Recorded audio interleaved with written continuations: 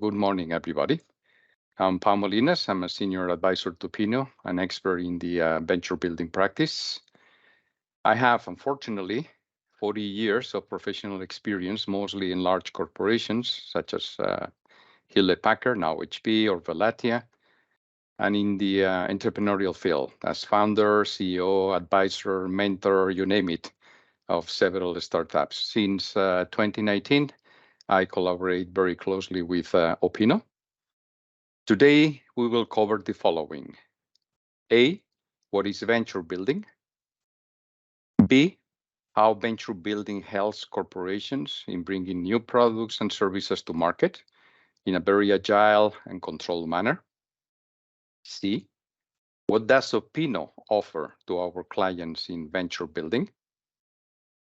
And D, how to engage with our customers for the venture building practice. The bottom line message I want to leave with you is threefold. One, venture building as a service provided by Opinno is both an effective and a very efficient way to bring to market new ventures. Two, Opinno has the credentials and expertise to be the partner of choice for venture building to our customers. And three, venture building is, after all, a highly articulated process for speed, low risk, and high control that drastically reduces time to market. So let's first cover some terminology around venturing. It all starts with the generation of a new business concept. That's it, the conceptualization of a new service, product, or business model. And as you all know, for many years now, Opinno has helped our customers to go through this stage using ideation, design thinking, open innovation, and alike methodologies. Two natural options to bring a new concept to market are venture building and venture clienting. The first one involves using existing or new resources to build a new business within or outside of the existing organization. Opinno typically covers the gap when it comes to new expert resources, tailored processes, and the advantage of doing venture building outside of the corporate walls.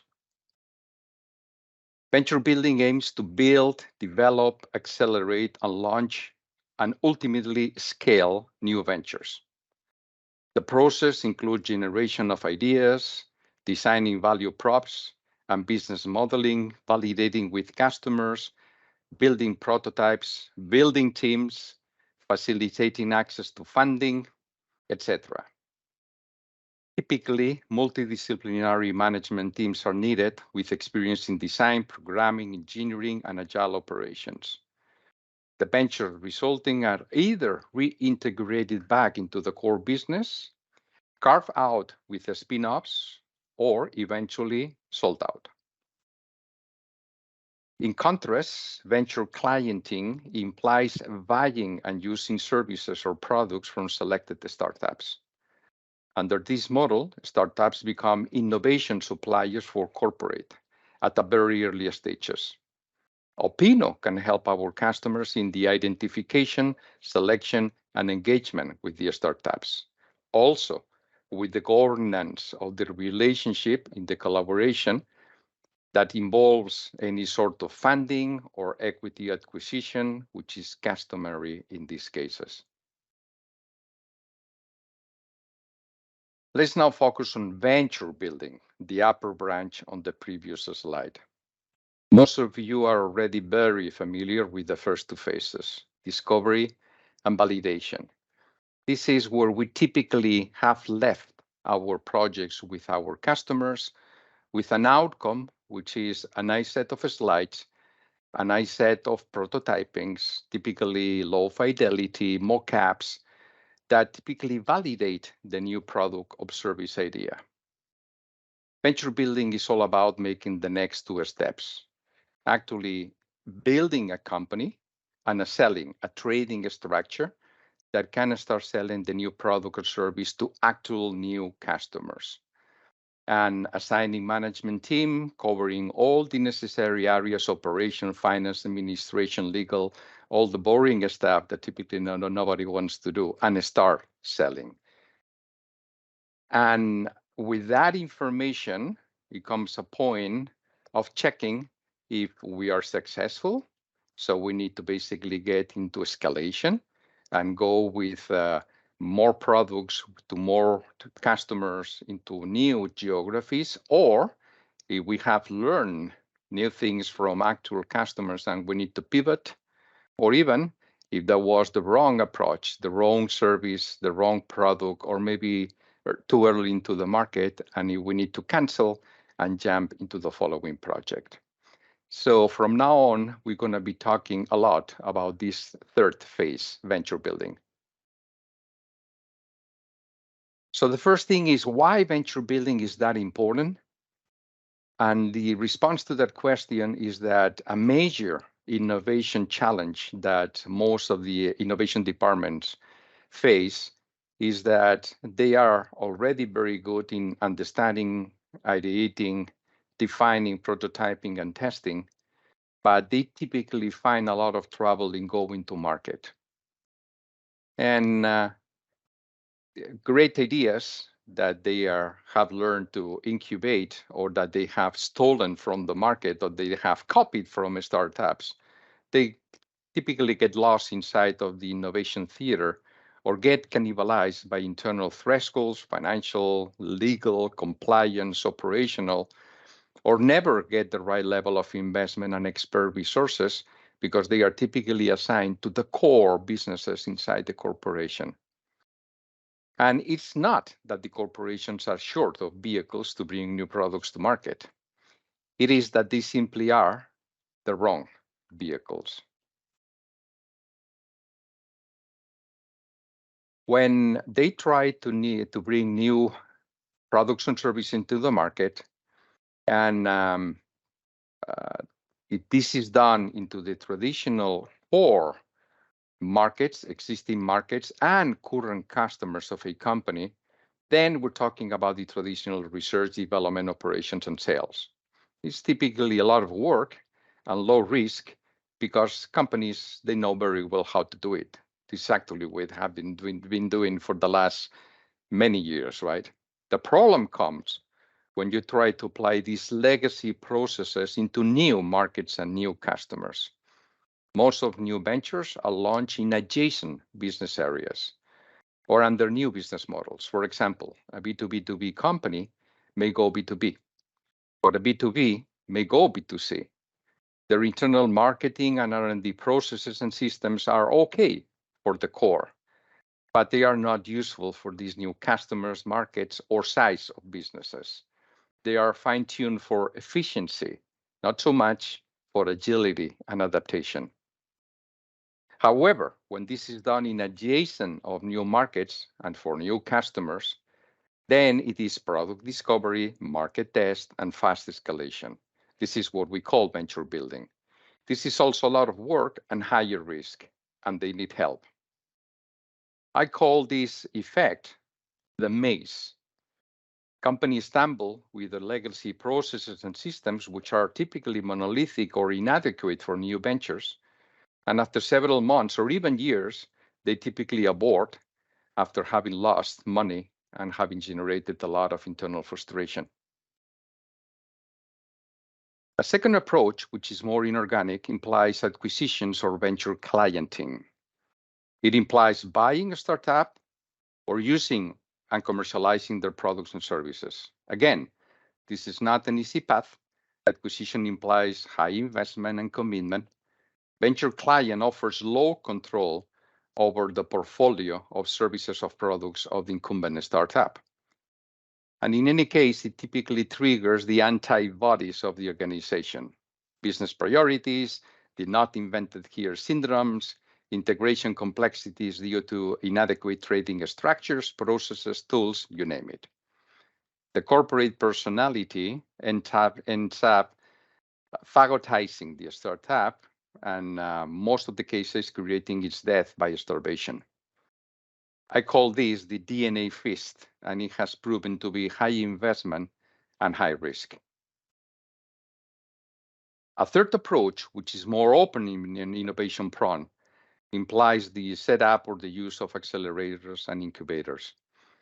It is about the identification and acceleration of existing external startups by providing mentoring on product development, customer acquisition, fundraising, funding, physical spaces.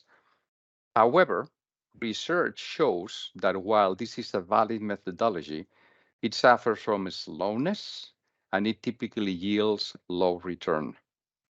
I call it the black hole, in allusion to the high commitment and investment that it requires and the questionable ROI that it typically yields. The alternative way that Opinno proposes is venture building as a service. It implies the commissioning of the creation of a new venture to an external player, such as us, Opinno, with the advantages of breakthrough agility, accountability, low risk, and security for the customer. It can be done as an end-to-end service, starting at ideation and discovery through business escalation, or partially, starting at the go-to-market stage of the value chain. We have selected the sandbox icon in allusion to the self-contained nature and low risk that this fourth alternative provides. So what are the advantages of venture building as a service and why we need to convince our customers that it should be done outside of the walls? The first one is flexibility. With venture building as a service, it's easier to reach new business out of the current company scope. It's easier to avoid the corporate antibodies, the stoppers, and innovation killers. And very importantly, it's a pay-as-you-go. It's mostly OpEx investment, and especially these days of budget control, order holding, and budget scrutiny, this is very important. We're talking about a project here, contrary to the acquisition of a new startup or the investment in an accelerator or an incubator. The second is the speed, as you will see later, that typically reduces very significantly time to market. It avoids internal procedures and bureaucracy labyrinths, and it provides a way to change faster, learn, pivot, take agile decisions, and being carried with a very light structure. It does provide a low-risk approach to our customers. There is no brand or image risk because we typically create a new trading structure and even a new personality and even a new brand for the new venture. There is no legal risk as it's typically a separated company. And again, this is more a project, not a new division or a new business unit for our corporate customers. And last and not least, this is low overhead. The day-to-day operations are typically run by an external experienced team, excuse me, with typically creative new management approaches, which are developed by these experts, and as you'll see later, with a massive use of off-the-shelf SaaS tools. So let me put you an example of the previews with one of the projects that we did last year for the customer HP. And that's the project Custom Content Technology. And this is the success story. It all started with a project that we were commissioned by the customers to investigate the so-called creators economy, the 50+ million of creators which are out there trying to make a business out of their passion. So we did analyze the creators economy. We assessed 15 different verticals, among which we choose with the customers 3 promising verticals that were personalized books, that were the music industry with memorabilia, events, and all the contents that it generates. And we also analyze non-fungible tokens, NFTs. And we selected, again with HP, books, personalized books as the first priority. Then we developed concepts for several sub-verticals. You can have personalized books in many, many instances, areas, segments, hobbies, etc. We build low fidelity prototypes and mockups We assess potential demand and product market fit, and with that, we selected cookbooks as the number one priority.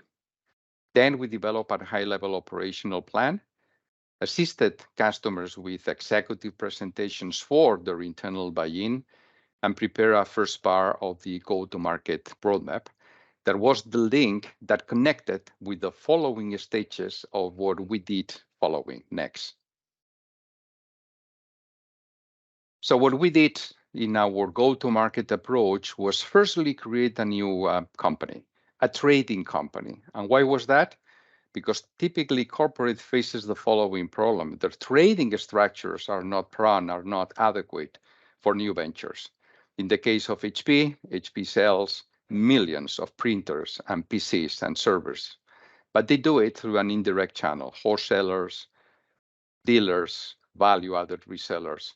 So they are not in a good position to serve a B2C type of business with personalized books. So they couldn't trade. That's a big impediment of them doing the business. And secondly, it was about processes and tools. You can imagine HP, they have huge SAP-based ERPs, CRMs, etc., that they are very, very fine-tuned and tailored to the core business, but they don't have the necessary agility for new customers, for new services, new products, and new locations. So we created the new company, which by itself, it created a firewall, a legal protection. We created a new brand. So basically, HP could experiment as they scale the business through us without putting in danger their goodwill, their reputation, their brand. So as you see in the slide, up until now, everything is about minimum viable products and demonstrated that there is demand and acceptance, the famous product market fit. From now on, everything is around minimum viable processes. So put in place the processes. It can be trading, it can be operational to serve a real business in a real market. So we change from MVP to MVP, but a very different P.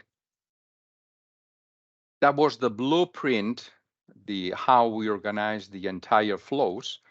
So basically, the client contracted Opinno to create this new NewCo that was run by Opinno.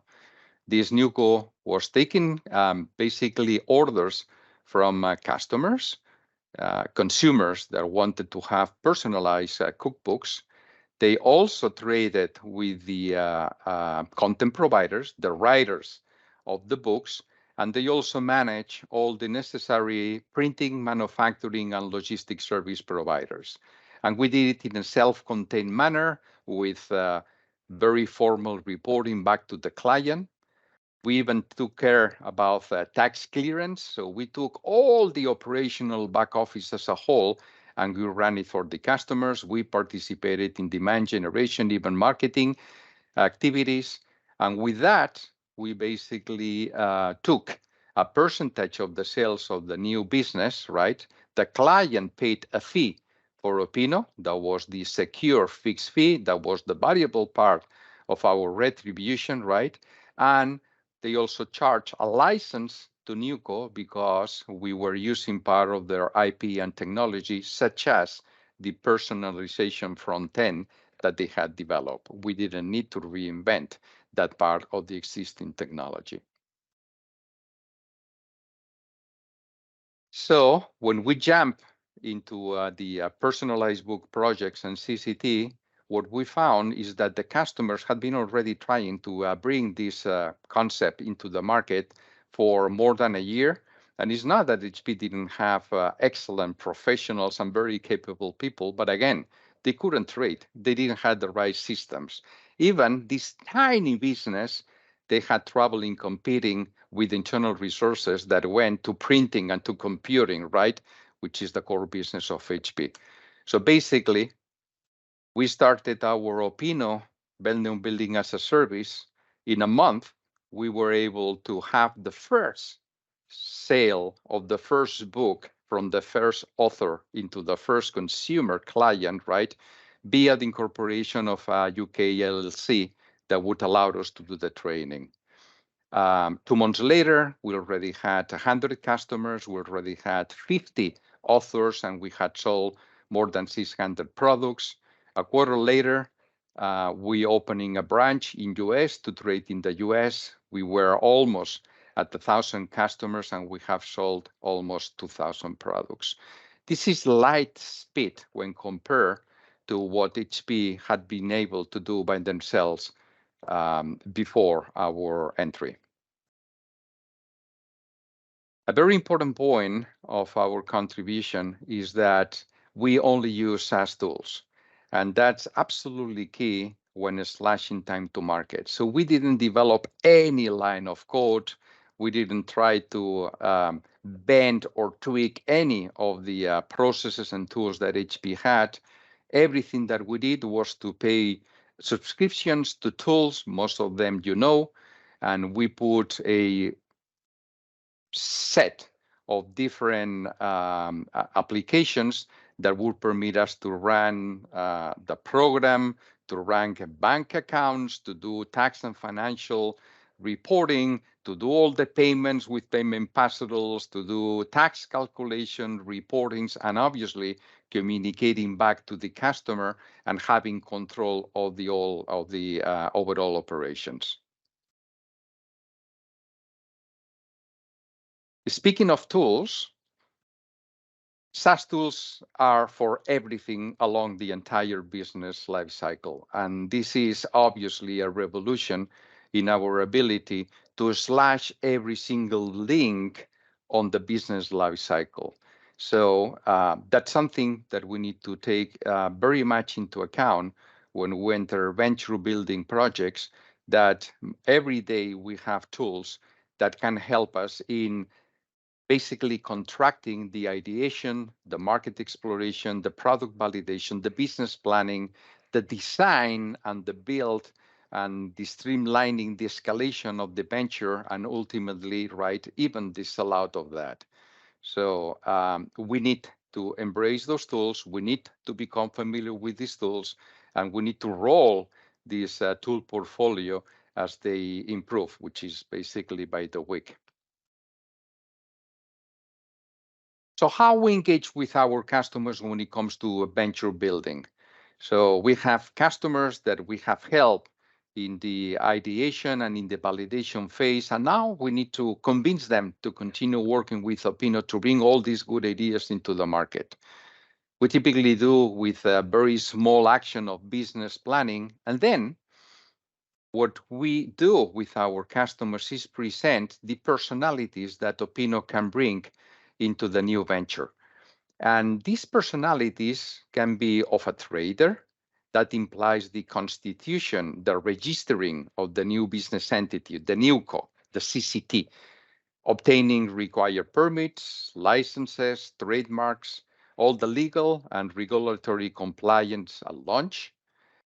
It can be the trading itself. We become the merchant of trade. We take orders, we fulfill orders, we do demand and supply aggregation. That's an aggregator personality, especially when you're a B2C and you have many customers out there, and even tax clearance. We can take a seller personality, and that means demand generation, outbound marketing, inbound marketing, pricing, typically making a suggestion as the customer will like to retain that responsibility. Go to market, sales, direct, even commissioning a sales force, or setting up a channel, indirect channel, and managing it. We can be an operator, establish and run all operational processes, manage suppliers, inventory, logistics, taking care of financials, revenue, expenses, profitability, and accounting. We can be a technologist to our customers, which means building the technology stack. Remember, SaaS. Evolve this technology stack for efficiency and scalability, and all the security and the compliance aspects.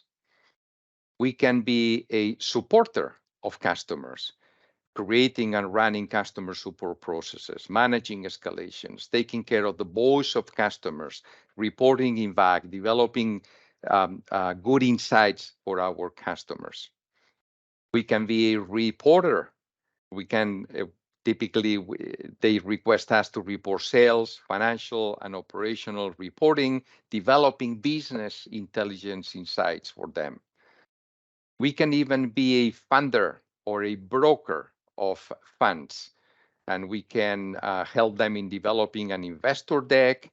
We can help them in due diligence preparation. We can help them in round management and closing. We can be the scaler. That means broadening the portfolio of products and services, scaling operations, expanding in other geographies. And even we can be, sorry for that, we can be an exiter. That means that we can help our customers to prepare the company for sellout or transfer or integration into the customer. We can prepare the legal and financial transactions. And last but not least, we can transfer the knowledge to the receptor, being that the same customer, because they desire to integrate back the new venture, or the buyer. In the case of CCT, after running the operations for almost a year, one of the printing suppliers approached HP and say, why don't you let me take care of the entire business? I will pay you the same license fee for the front end. And after all, you will continue doing business because I use your printers, HP, and I buy your ink. And that's exactly what HP did. They sold the entire CCT business into one of the printing suppliers, and we help it, but basically preparing all the documentation, training the new incumbent, and transferring all the business to them. But wait, there is more. One more thing, the ultra famous motto. This is my personal wing tour practice that started in 1999, where Steve Jobs would leave often quite big announcements to the end of his presentation. So what's that? What's more? AI. AI is here. And with that, we have already started, but we will be able to do augmented venture building. And as you see, and I'm putting here only a few examples of very interesting AI, generative and traditional ML-based, LLM-based engines that help along the entire life cycle, such as starting up for concept generation or idea master, or prototyper and bubble for MVP and building full stack applications, integrating SaaS tools, or down the road, things like BigWorks that focuses on business model validation, or Venturous that provides immediate feedback on business ideas, analyzing, and providing feedback for escalation. So this is what we are embracing next. This is what we're incorporating into our practices. This is what we offer our customers.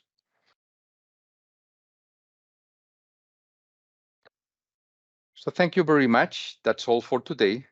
As a summary, let me recap on the 3 messages I want to leave with you today. Remember, 1, venture building as a service provided by Opinno is both an effective and efficient way to bring to market new ventures.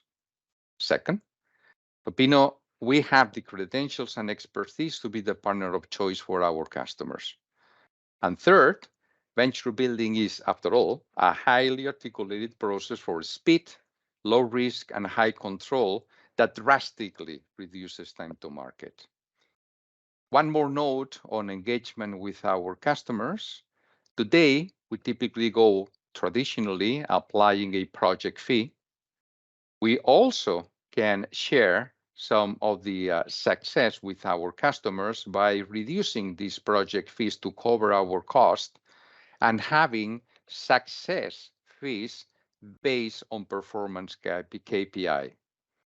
In the immediate future, we will be able to move from a supplier condition into a partner condition by also offering funding for the new venture if our customers want us to have more skin in the game, or if they have resource scarcity and they need to incorporate funding. So this is how we traditionally engage today, and we're planning to continue engaging in the future when it comes to engagement models.